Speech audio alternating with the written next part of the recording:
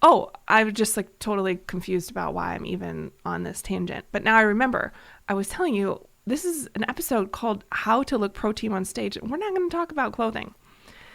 That's not advice you want to get from me. And let's get into it because this advice is going to be really good for you to give your guest presenters. And it's going to be really good for advice if you're going to go present on somebody else's stage. And it's going to be really good advice if you're going to go present on your own stage, which of course you are. Otherwise, you would not be hanging out with me at this moment. How are entrepreneurs like us daring bravely to build a stage, ditch the sweatpants, and step up to the mic? How do we create our own transformative events so we can get our message out into the world in a bigger way that's not only profitable, but it's actually something we can be proud of? That's the question.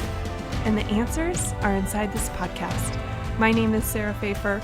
Welcome to Green Room Central. Today we're going to talk about how to look pro team on stage. And it is a very exciting day because this is episode 50 of the Green Room Central podcast.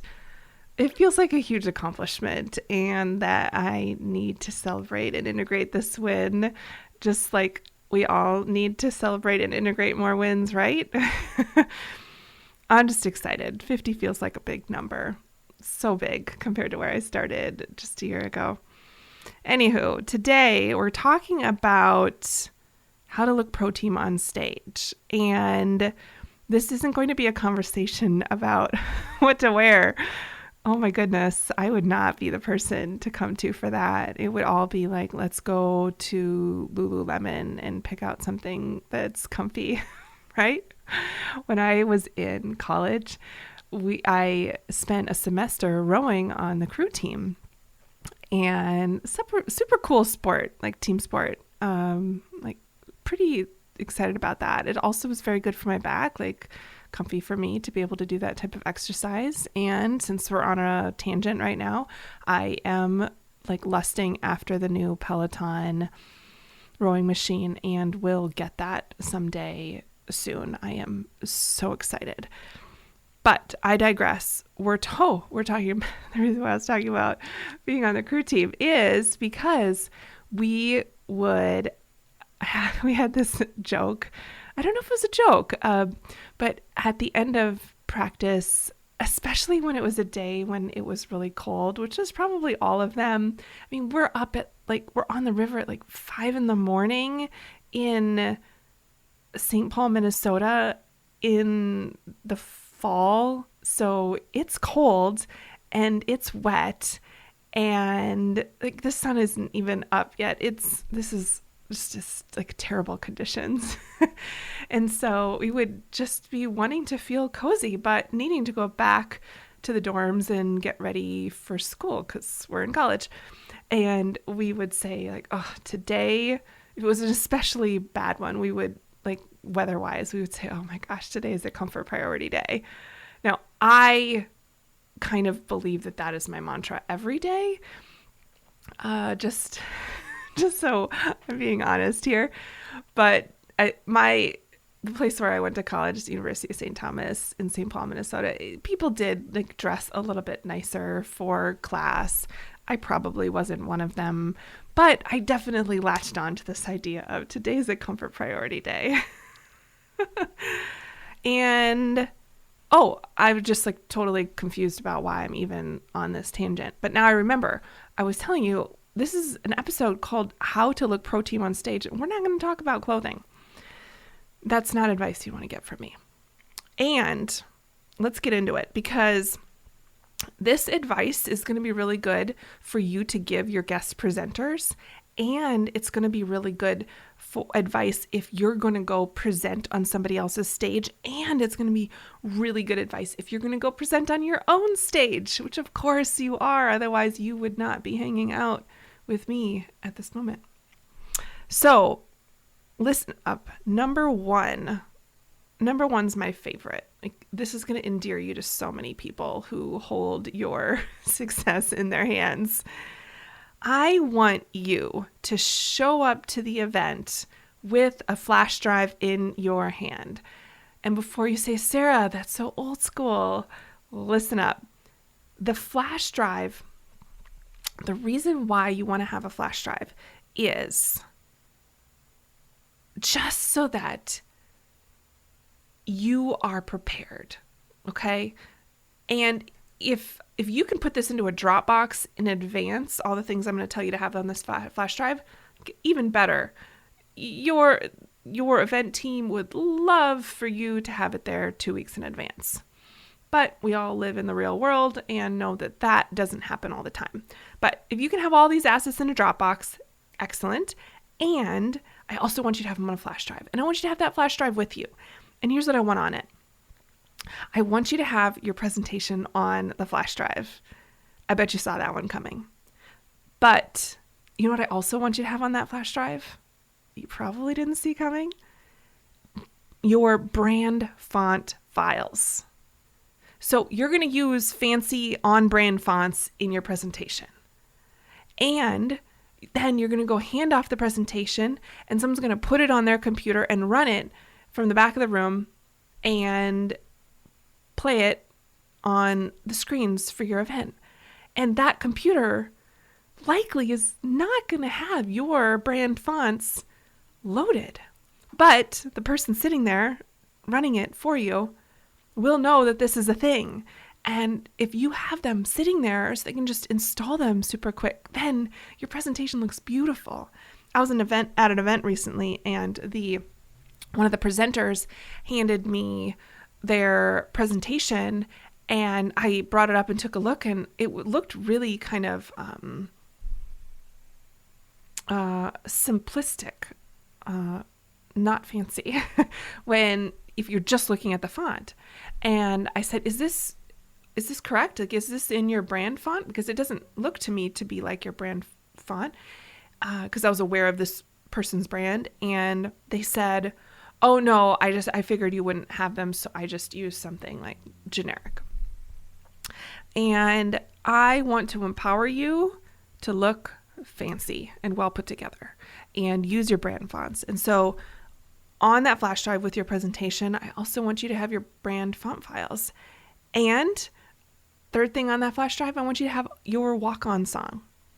And bonus points if you name that song to rename it, the file to say start at, and then give like the minute or seconds mark, because we all know that you have a favorite song that you want to walk on to, and that there's your favorite part, like it's called the stinger, that you want to walk onto. Have you ever been on Instagram and you're making a reel and you go to choose the music, and there's a slider at the bottom that has like a pink colored box that goes around it when you're like hovering over the start of like the really good part of the song, the high energy piece, like that's called the stinger. And so if you have a particular spot like that, then put that song file on your flash drive and call out at what minute or second that you want the song brought onto. Like it's possible. We just need to empower people with what we want in order for them to help us make it happen. And then the last thing is any videos that you want played during your presentation. So that could be maybe you have a sizzle reel that you walk onto, and so you want to have that video in there. Maybe you're going to call for a video to be played during your presentation. Have that in there. Don't put them inside your presentation. That never looks good and is always risky. So keep those files separate. Call for your tech team to play them for you, and they will. So back to that flash drive and Dropbox. I want you to have your presentation, your brand font files, your walk-on song, and any videos that you're going to call for. You got this. It's going to make you look so good, because everything that the tech team needs to support you, or even if it's your team, everything is going to be right there. So be prepared in advance and have that ready. And know that many of the things on that list are things that you're going to use over and over and over and over again. So you're going to get this set up once, and then you're going to look real good every presentation after that. You're just putting a new deck in, maybe a new video. Okay? All right, second, this is so simple, but it happens still. So I'm going to say it. Don't wear a name badge on stage. There should be a stage manager calling it out, but if not, take that lanyard off. It doesn't sound good bumping into a microphone. It doesn't look good on video afterwards. It's very distracting to guests in the audience. I really don't care how big or small the audience is. If there are name badges for that event and you're wearing one, take it off before you go up to speak. Please, promise, raise your right hand right now and say, Sarah, repeat after me, Sarah, I promise not to wear a name badge on stage. Excellent. Okay. Now, number 3, know what side of the stage that you're walking on to and walking off of. Get clear on that. Even if it's a small room, even if there isn't a physical stage, I want you to envision the process before you go up there of where am I coming up and where am I leaving? Because when you're in the heat of the moment and you're very excited about what's happening, what you're going to talk about, it's easy to forget. And so take a beat before you go up and envision the process of you walking up and you leaving. And if there's a stage manager, ask them what side do you want people coming on to and what side do you want people coming off of. It doesn't look pro team when you don't know what's going on. And to that point, I would just underline, if there's rehearsal time available, show up. I was watching a video of Oprah on Instagram, and gosh, I think it was last year. She was doing a concert, like a shout out before a concert. It was an outdoor concert by a big name. Oh, it was Adele. And she was going through the rehearsal, and afterwards she was walking down the gravel road to her, wherever she was, her car to leave. And she was talking to the camera and saying, I never miss a rehearsal. I know how to talk into a microphone. I know how to look into a teleprompter. And then she recited some story of where she showed up to something and someone big just made a flub on camera and they hadn't shown up to the rehearsal. And so they made this mistake that made them look silly and not as smart as they really are. And it was just because they didn't show up to rehearsal. And she said, ever since I saw that, I committed to myself, I show up to rehearsals. I mean, I've done this a million times, but I'm still going to show up so that when it's time to show up and the camera's on, the lights are on, the guests are in their chairs, that I look like I know what I'm doing. And it just really resonated for me that she said that it's still important to her. I'm pretty sure that was 2021. She's been at this for a really long time. She's very experienced, and that's what her position is on rehearsals, is to show up for them. So I just thought that was awesome. And that's one of the things you'll iron out when you go to rehearsal.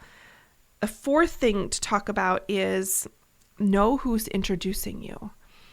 And if they need information on how to introduce you, just make sure that they're empowered with that information that they need, whether that's a short bio, maybe that is, again, a sizzle reel video, or just know who's introducing you, making sure that they have the information that they need and how they're introducing you, so you kind of can gauge when is the right time to come on. And number 5 is want you to know if someone will come on stage to thank you, shake your hand, high five, elbow bump, whatever it is after your presentation. It's important to know, do I stay put, wait for the applause, someone's going to come on and we're going to shake hands and banter for a bit and then I'm going to walk off? Or when I'm done, I exit stage left and that's it. So it's really important because it's important to end strong, and it's hard to do that when you don't know what the plan is. So figure out the plan in advance, and then it doesn't look awkward on stage. I'm just allergic to things looking awkward on stage. And so if we can iron some of these little details out in advance, then we don't have those awkward moments and everything feels really organic and natural and good to the guests. And number 6 is knowing what stuff you need and where it is. So what I mean is, do you need a clicker to advance slides? Do you need water to drink? And what would you like to drink it out of? Where will that be?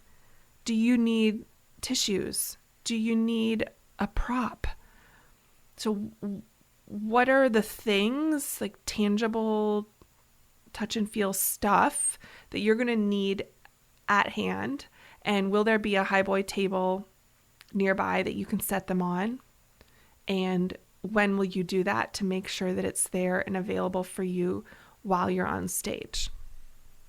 Because I don't like for you to have to be derailed in the middle of your training or an exciting part of your presentation to have to go ask for something that you could have planned for in advance. Now, that's not to say that if you need something in the middle to not ask for it, because 100% do that. I love it when presenters, it looks so good. It looks so pro team when a presenter is on stage and they need something's not right, and they just call it out. They go back to episode 49 when we talked about writing down the names of all the people that are supporting you. You can call out your producer in the back of the room by name and say, so-and-so, I need to go back a slide, but the clicker's not working. Can you help with that? Or so-and-so, I am feeling so darn thirsty and I already drank all my water. Can you bring up some more? Thank you. It looks, trust me, I've sat and watched so many people present on stage, and the ones that look the best, the ones that are pro team, they are so confident to speak to the team who's helping support them and ask for what they need in the middle of a presentation. And so I want you to do that too. Let's make that number 7 on the list. Ask for what you need. That looks pro team. It really does. To just not let something going wrong or something that you forgot, or just that you're thinking of in the moment that would just add to the experience, to not let it fluster you and just ask for what you need. I think people feel a little bit different and awkward when they're in front, they're wearing a microphone or holding in front of a stage, and they just act a little different and feel like things have to be more formal, and it's just not true. I think ask for what you need. That looks pro team, and be confident about it and not angry and just, excited to get the help that you need. Well, I hope these 7 things have proved to be exceptionally helpful for you. And I know that doing these will make you look pro team on stage. And when you implement these with your guest speakers, it will look pro team. So save this one. Definitely. Like, I hope you were taking notes. If not, go back and listen, write the stuff down, or go to greenroomcentral.com and like print out the transcript and highlight and underline. This is like table stakes for running an event and feeling confident while you're in front of a group. This is going to help so much. I'm glad we could hang out together today. Take care. Thank you for listening to episode 50. Hip hip hooray of the Green Room Central podcast. If you loved episode 50, then please take a screenshot on your phone and post it to Instagram, and be sure to tag @SarahPfeiffer and let me know why you liked it and what you'd like to hear or who you'd like to hear from in the future. That'll help me know what to create for you. If right now you're thinking, Sarah, yes, an event is happening, but here's the thing. I have a sizable team who can make this happen, but we need someone to teach us how. Then go to greenroomcentral.com to book a private workshop. You'll get a customized 2-day virtual workshop for your team. During the workshop, everyone will learn a repeatable framework that can be used to start or scale events in your business. You'll then create a roadmap as a team so that everyone leaves the workshop with a shared vision for how to move forward with confidence. This podcast is built on Kajabi. I loved how easy it was to get things set up, but more so, I'm thrilled that my entire business is run within one platform. From my emails, to my pages, to my courses, and my podcast too. It's all under one roof. If you love simplicity and scalability as much as I do, then go to greenroomcentral.com to get a free 14-day trial from Kajabi. I appreciate your commitment to leveling up and learning the mindset and strategy of live events. Keep going. Keep learning. If you want more, head over to greenroomcentral.com for show notes and all the links from today's episode.